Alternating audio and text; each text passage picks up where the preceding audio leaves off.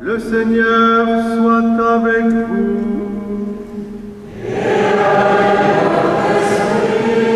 Évangile de Jésus-Christ selon saint Matthieu.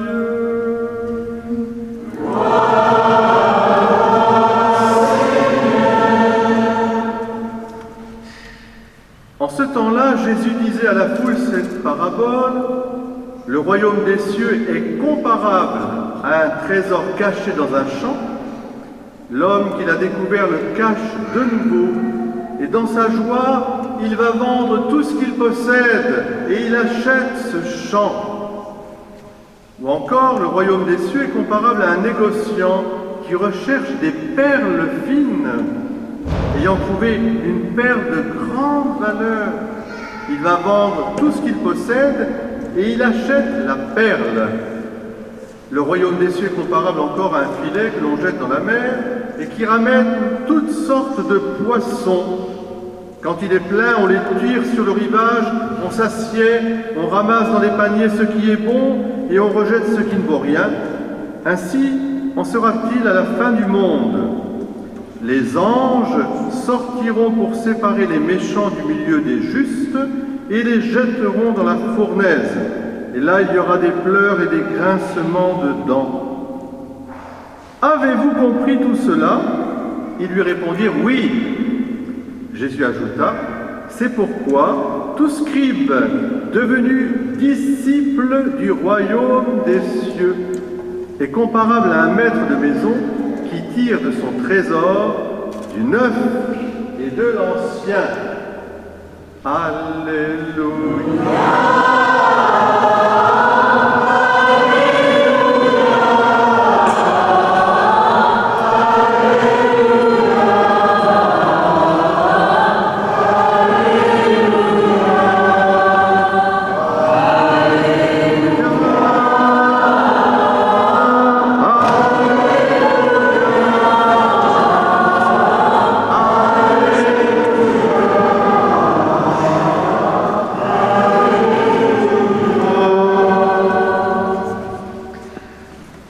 Ressuscito, je suis ressuscité et je suis avec vous jusqu'à la fin des temps.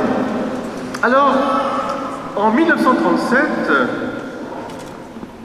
un célèbre humoriste, Pierre Dac, avait lancé une chasse au trésor. C'était devenu presque viral dans tout Paris. Il s'agissait d'aller chercher des objets les plus insolites et de les ramener le plus vite possible. Et tenez-vous bien, ceux qui avaient réussi, et alors c'était la radio, c'était la TSF à l'époque, ceux qui avaient réussi, ils avaient le droit à un apéritif gratuit. Je vous l'espère ce dimanche, que vous aurez la joie d'avoir un bon apéritif, pas gratuit. Mais en tout cas, je voulais garder de cette course au trésor, chasse au trésor de Pierre Dac, une idée tout à fait consonante avec notre évangile d'aujourd'hui, puisque Jésus nous dit « Le royaume des cieux est comparable ». Alors il est comparable déjà, tu vois, quel est ton prénom déjà? Comment tu t'appelles? Mais c'est Alix. Alix, tu vois, le premier trésor, c'est, imagine quelqu'un qui a un champ. Et chez tes grands-parents, il y a des champs. Et que, par exemple, ton papy, il a pris sa bêche, il est en train de creuser, et là, il trouve un grand trésor. Et alors, on nous dit qu'il va vendre tout ce qu'il a pour garder ce trésor, et ça lui suffit.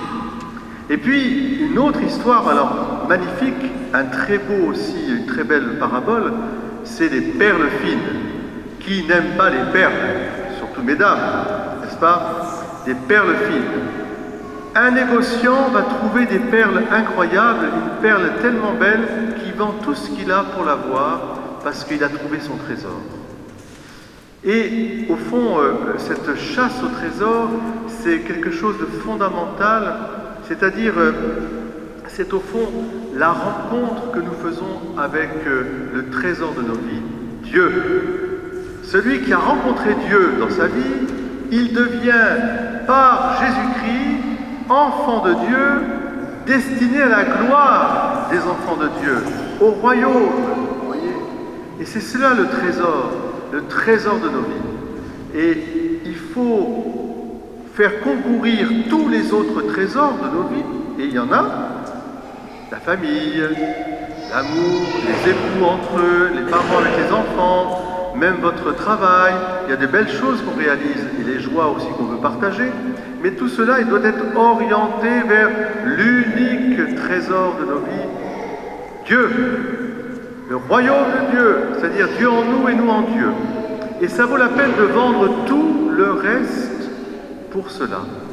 De toute façon, d'une manière un petit peu, je dirais, sérieuse, nous savons qu'à la fin de notre vie, eh bien, il y aura Jésus et Marie. Bien sûr, nos proches nous entoureront, je l'espère, mais c'est un passage que nous avons à faire quelque part seul, comme le passage de la vie, pour l'autre vie. Et là, ce trésor sera avec nous, pour toujours. Jésus, Jésus, Jésus. Et puis Marie, Marie, Marie. Les saints l'ont si bien compris. Les saints que nous allons fêter pendant tout le mois d'août, à commencer bientôt le 4 août, on fête Saint Jean-Marie Vianney, curé d'Ars. Qu'est-ce qu'il disait le curé d'Ars quand il est arrivé à l'entrée du Thor?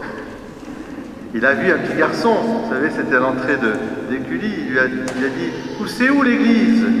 Alors il lui a montré « Ah, mon père, c'est là-bas l'église. » Et le curé d'Ars lui a répondu « Tu m'as montré le chemin de l'église, moi je te montrerai le chemin du ciel. » Et c'était tout le ministère du curé d'Ars de ramener la population à ce trésor unique. Qui a Jésus à tout? Qui a Jésus par Marie, parce qu'il nous faut passer par notre bonne mère du ciel.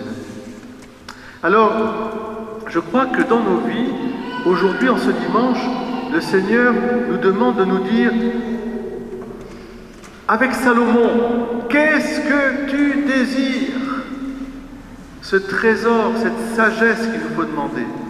Vous avez entendu Salomon, c'est extraordinaire, il est le fils de David, et Salomon, oui, est juif. Salomon, tu es juif, ça nous rappelle un film avec Louis de Funès. Eh bien, Salomon lui dit, je suis jeune, j'ai à gouverner un peuple nombreux. Comment le gouverner de sorte qu'il puisse grandir? Et en disant, je te demande, Seigneur, de discerner le bien du mal. Je ne sais pas si vous vous rendez compte,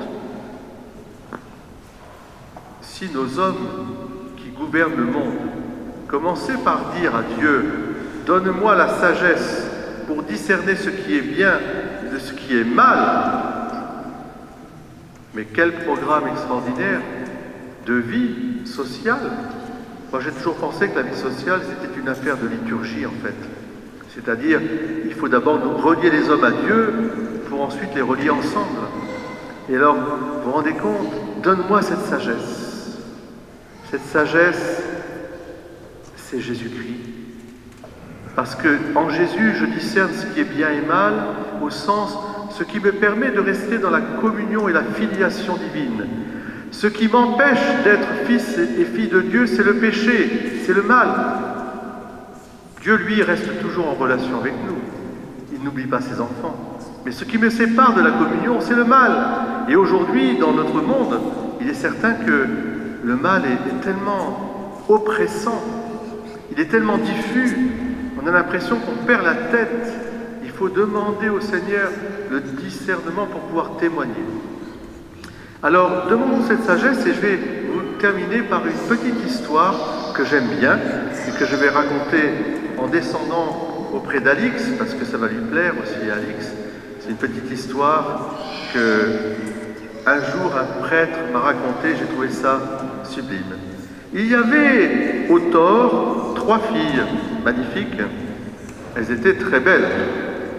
Et voilà, elles étaient en train de se promener au Thor, alors peut-être un peu plus vers Avignon, ou peut-être vers Cannes, ou Paris, parce que là, elles étaient en train de faire du shopping, et elles regardaient les vitrines, et elles regardaient des bijoutiers. Et là, elle tombe devant Cartier, en remontant les Champs-Élysées, et elle tombe les trois en extase devant, d'abord, plein de bijoux.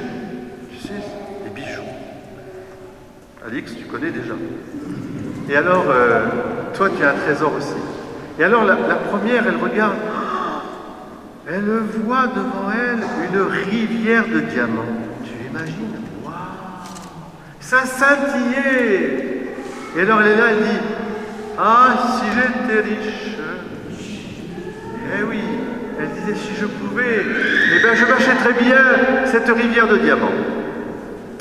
La deuxième, en regardant un peu plus loin, elle voit les perles précieuses dont nous a parlé Jésus, un collier de perles à 3 rangs, un peu comme celui que portait la reine mère, la reine d'Angleterre.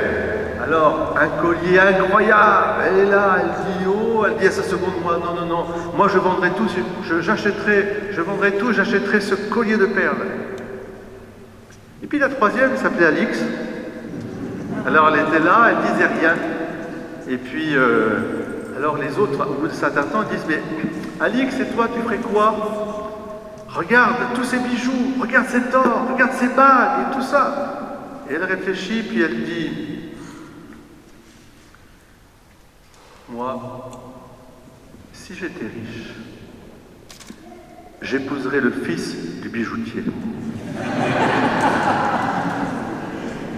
Et là, vous avez exactement la profondeur de la parabole qui nous a été donnée. Il faut vendre tout, c'est-à-dire ne pas s'encombrer de ce qui pourrait être les idoles, les idolâtries. Voilà. Il faut demander au Seigneur d'être dans cette communion avec lui. Tu as compris, Alix? Bah, tu peux vraiment épouser le fils du bijoutier, c'est-à-dire de Dieu, le Fils de Dieu, dans la communion. C'est ce que nous allons vivre maintenant dans l'Eucharistie. Que le Seigneur nous donne vraiment cette sagesse, cet endetté, et qu'il nous donne cette grâce de discerner ce qui est bon et rejeter ce qui est mal, pour que précisément nous gardions cette communion avec le Seigneur tout au long de notre vie. Là où est ton trésor, là est ton cœur. Au nom du Père, du Fils et du Saint-Esprit.